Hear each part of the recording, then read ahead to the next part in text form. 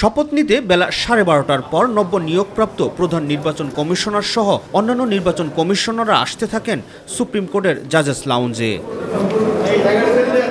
বেলা 1:30টায় শুরু হয় শপথ অনুষ্ঠান। প্রথমে প্রধান নির্বাচন কমিশনার হিসেবে এএমএম নাসির উদ্দিনকে শপথ বাক্য পাঠ করান প্রধান বিচারপতি সৈয়দ রেফাত আহমেদ। আমি সংবিধানের রক্ষণ, সমর্থন ও নিরাপত্তা বিধান করিব।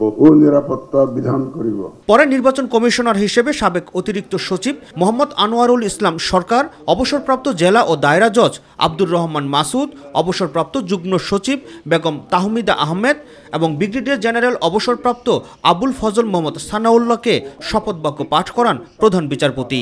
ব্যক্তিগত স্বার্থের দ্বারা প্রভাবিত হইতে দিব না। শপথ পাঠ শেষে শপথ বাক্যে সই করেন তারা। শপথ অনুষ্ঠান শেষে প্রধান নির্বাচন কমিশনার এএমএম নাসির উদ্দিন শপথের সম্মান রেখে একটি অবাধ, নিরপেক্ষ ও বিশ্বাসযোগ্য নির্বাচন দেওয়ার প্রতিশ্রুতি দেন। শপথ যা নিয়েছে এটাকে আমি সমুন্নত রাখতে চাই। যারা হয়তো আপনারা বলছেন যে আগে শপথ নিয়েছিল শপথ ভঙ্গ করেছে, শপথ ভঙ্গ হবে না। আমি এটাকে একটা নিজের জীবনের একটা বড় অপরচুনিটি হিসাবে দেখছি এই দায়িত্বটাকে।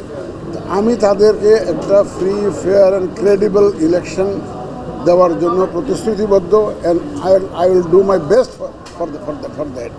নির্বাচনের জন্য কোনো সময়সীমা উল্লেখ না করলেও কিছু সংস্কার দরকার জানিয়ে এটি বাস্তবায়নে সকলের সহযোগিতাও চান প্রধান নির্বাচন কমিশনার। সংস্কার একটা চলমান প্রক্রিয়া, কিন্তু একটা ইলেকশন করতে গেলে আমাকে তো কিছু এসেনশিয়াল সংস্কার তো লাগবে। My team is a product of the constitution. এই কনস্টিটিউশনটা যদি ঠিক না হয় তাহলে আমাদের যাত্রা তো আমরা এলোপাথারি হয়ে যাবে। কনস্টিটিউশন রিফর্মস কমিশনটা কাজ করছে, সুতরাং এটাও শেষ হোক, সব সুপারিশগুলো আসুক।